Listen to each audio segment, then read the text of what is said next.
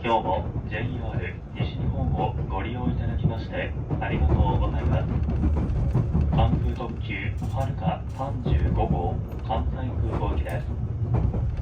この先止まります駅と到着予定時刻をご案内いたします。次は新大阪に停まります。次の新大阪には14時57分の到着です。